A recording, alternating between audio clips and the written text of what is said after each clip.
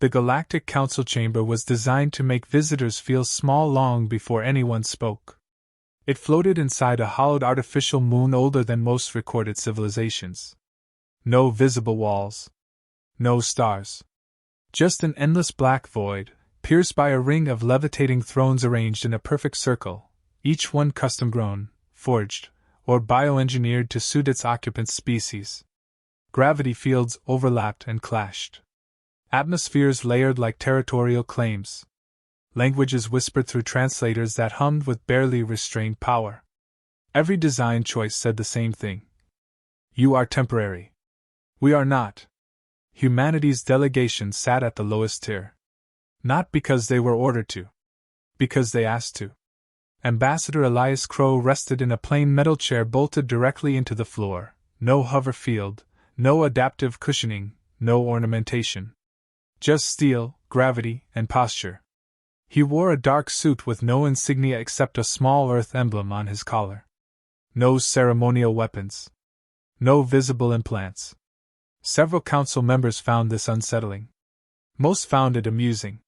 High Arbiter Zelkoth of the Virexi hegemony unfurled 3 of his 6 crests in a gesture that translated loosely as indulgent tolerance. His body shimmered with bioluminescent patterns, each pulse synchronized to ancient legal protocols. When he spoke, the chamber listened. Let the record reflect, Zelkoth intoned, that humanity stands accused of repeated violations of Council expansion accords, border militarization treaties, and non-aggression statutes. A dozen holographic sigils flared to life around the ring, affirming jurisdiction. Crow did not move. That was the first thing that bothered them. Most species protested. Pleaded. Postured. Humans, at least the ones who mattered, waited. Zelkoth continued. You were granted provisional access to 12 frontier systems. Observation status. No standing fleet beyond defensive patrols. No alliances with unregistered factions. The void before the council filled with light. Human colony worlds appeared, small, scattered points at the edge of known space. Then overlays bloomed red. Fortifications. Orbital platforms. Weapon signatures far exceeding civilian classification. Murmurs rippled through the chamber. You fortified civilian worlds, Zelkoth said. You armed merchant vessels. You embedded military intelligence within trade guilds. Crow's fingers interlaced calmly. You partnered with pirate clans, Zelkoth went on, his voice sharpening. Border mercenaries. Former insurgents. Criminals. A Kroth warlord clicked his mandibles in open laughter. Predators wearing prey skins, he said. Crow did not look at him. You have, Zelkoth concluded, expanded faster than any pre-FTL species in recorded history. A pause. Carefully measured. The Council finds humanity deceptive. This time, laughter spread wider. Crow lifted his eyes at last. They were gray. Flat. Old in a way that had nothing to do with age. We followed the accords, he said. The translators rendered his words perfectly, and still failed to carry the weight behind them. Zelkoth's crests flared brighter. You tested prohibited weapons. Crow nodded once. After 3 colonies were glassed. You deployed planetary kill nets. After refugee convoys were intercepted. You reverse-engineered Council technology. Crow's gaze hardened. After you sold it to the people attacking us. Silence snapped shut. The laughter died first. Then the murmurs. Even the Kroth warlord went still. Zelkoth leaned forward, his massive form causing localized gravity distortions. Be careful, human! Crow smiled. It was not a friendly expression. It was acknowledgement. High Arbiter, Crow said evenly. May I ask a question? The Council hesitated. They always allowed questions. It was part of the ritual. The illusion of fairness. Zelkoth inclined his upper crests. Proceed. Crow stood. That, more than anything, drew attention. He didn't float upward to meet the Council at eye level. He didn't amplify his presence. He simply stood where gravity put him, spine straight, hands visible. At what point, he asked, does prey stop pretending it isn't a predator? The translator stalled. Only a fraction of a second, but enough. Several species stiffened. A few leaned back instinctively. The YRR Collective's observers tilted their angular heads, recording everything without comment. Zelkoth laughed, sharp and dismissive. Humans, he said, are biologically unremarkable. No natural weapons. Fragile. Slow to reproduce. Emotionally volatile. Crow nodded again. All true. Your species survives, Zelkoth continued, because we allow it. Because you are useful. Adaptable labor. Innovative engineers. Entertaining traders. Crow's smile faded. And because, Zelkoth said, lowering his voice, you have not yet been deemed a threat. That was when Crow tapped his wrist. No dramatic gesture. No announcement. Just a single, deliberate motion. The void flickered. Council tactical overlays, Council-only systems, flooded the chamber. Defense grids lit up red across a dozen core systems. Supply lines blinked yellow, then black. Fleet readiness indicators dropped from green to offline. Alarms screamed. What is this? Zelkoth roared. Crow exhaled slowly. A courtesy. The feeds multiplied. Border worlds burned, not under human banners, but under familiar pirate colors now flying in terrifying coordination. Mercenary fleets moved with surgical precision. Civilian vessels converted into kinetic weapons punched through orbital defenses at relativistic speeds. Everywhere the Council had cut corners. Everywhere they had exploited the weak. Now it was lighting up all at once. You taught us, Crow said quietly, as the chamber descended into chaos. That power doesn't need permission. Zelkoth stared at the displays, then back at the human. What have you done? He hissed. Crow met his gaze without flinching. We stopped pretending. And somewhere deep in Council space, ancient systems woke up, systems humanity had studied, mapped, and quietly prepared. The Predator trigger had been pulled. The galaxy just hadn't realized it yet. The first human strike did not tear open space with plasma or antimatter. It arrived as silence.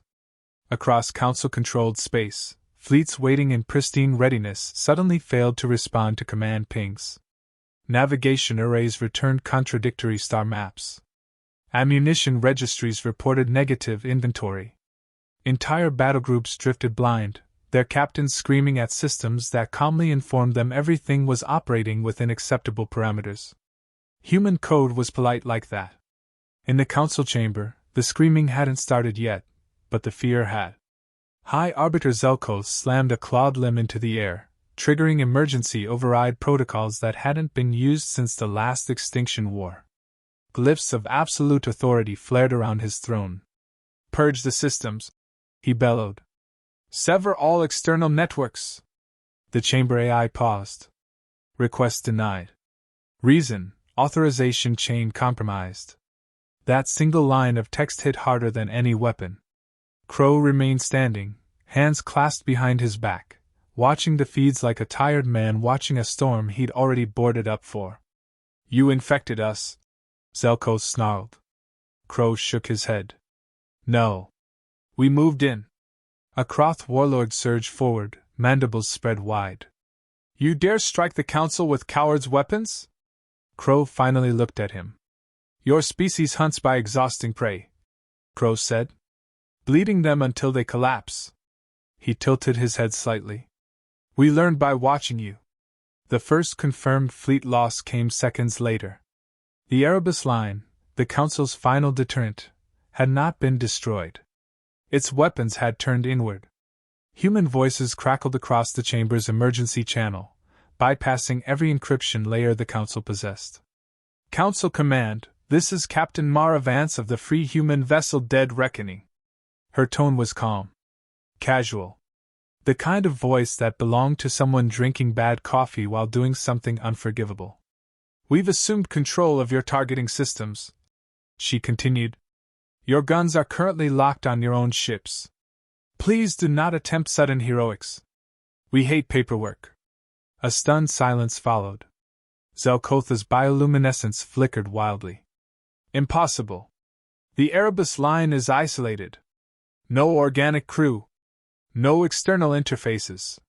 Crow smiled thinly.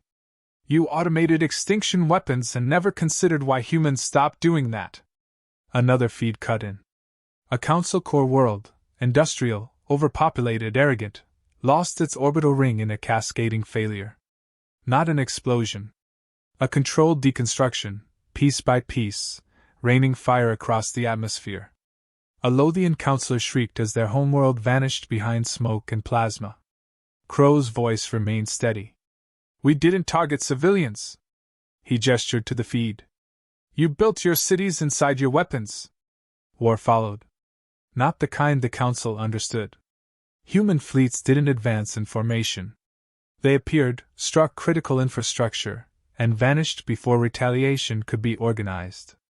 Pirate clans, once disorganized and self-serving, operated like professional strike groups, supplied and coordinated through invisible channels. Mercenaries found their contracts rewritten in real time, payment routed through human financial ghosts that made council treasuries bleed out silently. The humans didn't conquer space. They destabilized it. Council admirals died in ways that never made it into war epics. Shuttle malfunctions. Depressurization accidents. Lovers with knives and inconvenient truths whispered in the dark. Every species that had ever leaned on human labor suddenly found that labor gone. Factories stalled. Trade collapsed. Logistics failed. Humanity didn't seize supply lines. They simply stopped maintaining them. Captain Maravance became the Council's favorite nightmare. The Dead Reckoning was an ugly ship, patched hull, mismatched plating, engines that burned hotter than their design limits. It should not have survived its first engagement. It survived dozens. She never destroyed a fleet outright. She crippled command ships, broadcast surrender terms, and left escape corridors open. Then she waited. When a council battlegroup finally cornered her near the Ashfall Nebula, their commander opened a channel, mandibles quivering with rage. You are surrounded, he spat. You cannot win. Mara leaned back in her chair, boots on the console, sipping recycled whiskey. I know, she said cheerfully. She vented her cargo bay. Thousands of escape pods drifted free, council civilians. Refugees she'd collected from shattered worlds, now released directly into council space. Human mercy, deployed at gunpoint. The battlegroup hesitated. That hesitation cost them their flagship. Back in the council chamber, the realization finally settled in. This wasn't retaliation. It was doctrine. Zelkoth turned slowly toward Crow, his voice trembling with something dangerously close to awe. You planned this, he said. Crow nodded. You planned our extinction. A beat. We planned to survive. The final blow came from the only species that hadn't spoken. The YRR Collective activated their platform. For the first time in recorded history, they addressed the council. We have observed, the YRR said, voices overlapping in cold harmony. Humanity's methods are transferable. Across the galaxy, suppressed species listened. And learned. The council didn't just face a human war anymore. They faced an example. And examples are contagious. The galaxy didn't burn, it bled. Not with fire, not with explosions, but with the slow, methodical collapse of everything the council took for granted.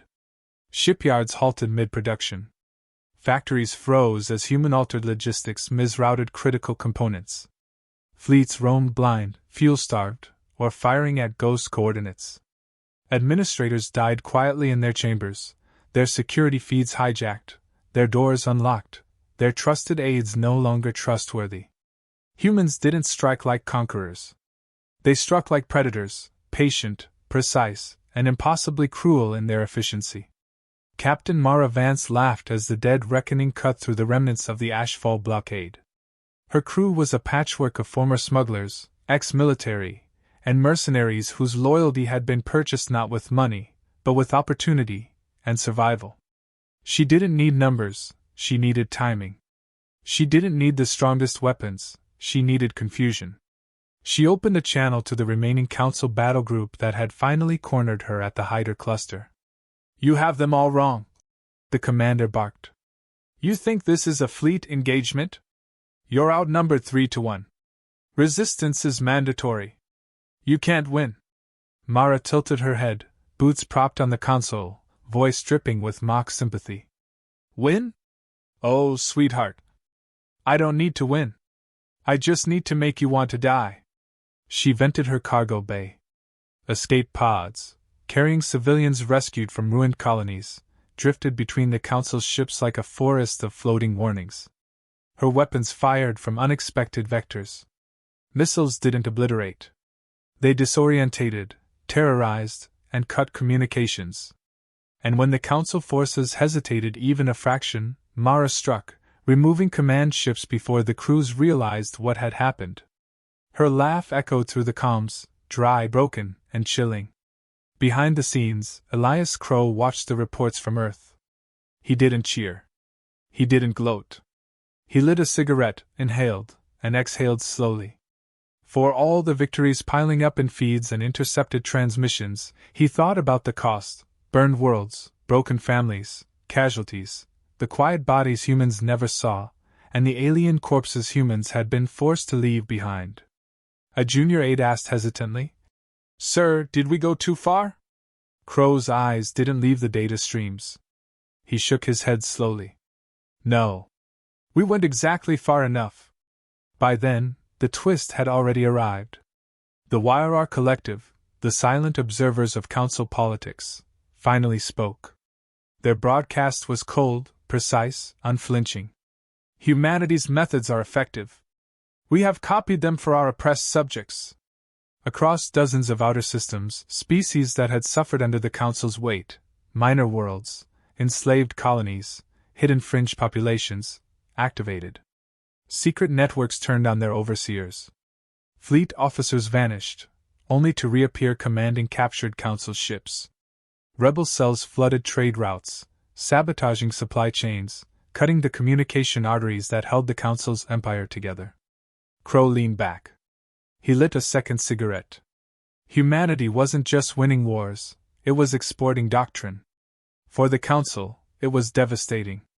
Their fleets didn't just face Mara Vance and the Dead Reckoning. They faced countless humans who had never been trained in warfare but had learned faster than the Council's scientists could calculate. They faced insurgents armed with knowledge of their own systems, and other species learning to replicate those methods across light years of space.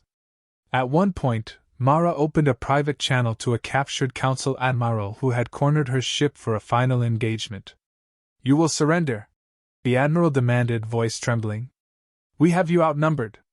I know, Mara replied cheerfully, sipping her whiskey. You know what I like about numbers. They don't matter until I say they do. Then the Dead Reckoning vanished into the shadows of a nebula, leaving behind destroyed command ships, a handful of functional pods for civilians, and an admiral's jaw that would never recover. On the Council homeworld, Zelkoth had gone silent. His crest flickered sporadically, the first sign of genuine fear seen in centuries. The Arbiter realized, too late, that the humans had never been fighting for survival. They had been fighting on their own terms. Crow's voice came across the chamber's emergency calm, almost weary. You wanted obedience, he said. You wanted us to wait our turn. You wanted us contained. You forgot one thing: containment only works if the contained agrees. The final feed from the YRR Collective arrived hours later. They had been documenting every move, every strategy, every human decision. Observation complete, the YRR reported. The Council is no longer the arbiter of galaxy-wide order. Human methods are now standard across previously suppressed systems. Containment has failed. Crow exhaled smoke slowly. The galaxy wasn't just bleeding. It was learning. And predators always taught lessons in ways the prey never forgot. Somewhere, deep in the chaos, Council fleets hesitated. That hesitation was humanity's weapon. Crow's fingers tapped the armrest. Not one human soldier had fired directly on a flagship, yet every command ship had fallen, every system had crumbled, every morale line had snapped. The Predator didn't need to roar. It didn't need to kill indiscriminately. It just needed to show teeth. And the Council had stared directly into them. The Council chamber was quieter the second time. Not empty, some species had survived, but subdued, hollowed, like a body after a long fever. Thrones hung suspended in the void, a few flickering as their occupants were gone, or silent. The artificial moon felt smaller somehow, the black around it more oppressive. Elias Crow returned to the same chair he'd occupied during the first meeting. Steel, gravity, posture. Nothing more. He didn't need to stand to command. The room already trembled under the weight of what had happened. High Arbiter Zelkoth was gone. Replaced by a nervous, smaller species, new leadership chosen in haste, attempting to patch the Council's shattered authority. Its voice was measured, careful, hesitant. Humanity, it said, requests recognition as a Tier 1 power. Crow nodded. A simple gesture. And, the speaker continued, the dissolution of the Council's expansion authority. Crow nodded again. A pause. And, the Arbiter added softly, almost afraid, immunity for certain war crimes. Crow leaned forward. His gray eyes were sharp now, predatory. No. The chamber fell silent. Translators stuttered over a word the Council had not expected to hear. We don't want immunity, Crow said, voice calm but edged with steel. We want precedent. The Council murmured in confusion. We want every species to know, Crow continued, that if you push someone into a corner long enough, they might discover they like having teeth.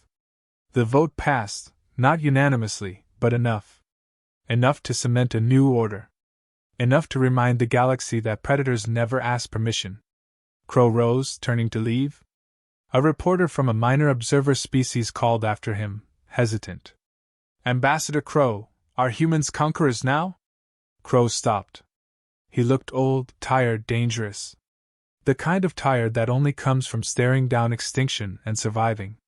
He exhaled slowly, a hint of smoke curling from the tiny cigarette he hadn't bothered to hide. No, he said. He smiled faintly. Not friendly. Not warm. Worse. We're an example. Far across the galaxy, Council systems that had once been secure now hummed with hidden messages. Ghosts of human code, ghost fleets, ghost operatives. Warnings activated, unseen by most. A single, repeating broadcast filled every frequency, every spectrum, every listening device. Do not provoke. Predators pretend until they don't. And the galaxy, for the first time, truly believed it. The humans didn't celebrate. They didn't conquer. They didn't gloat. Mara Vance piloted the dead reckoning past shattered fleets, observing worlds trembling with the consequences of human efficiency. Crow returned to Earth. He walked through fields rebuilt from ruins, through cities that had once been invisible to galactic politics, and for the first time in centuries, humanity exhaled. Not victory. Not peace. Not triumph. Respect. Fear. Survival. Predators didn't apologize. They didn't wait for approval. They acted. They struck. They endured. And now, the galaxy had learned the hard way what it meant to corner a human being. Elias Crow looked out over Earth's blue oceans, thinking of Mara, of the insurgent captains, of stolen fleets, of broken empires, of the quiet corpses that would never be counted. He let the silence stretch. Then he spoke softly, to no one in particular. Let them remember. Always. Some creatures wear civility like armor, until they don't. And somewhere, across countless systems, that truth sank in. The Council had thought they were hunting a species. They had awakened a predator. And predators never forget.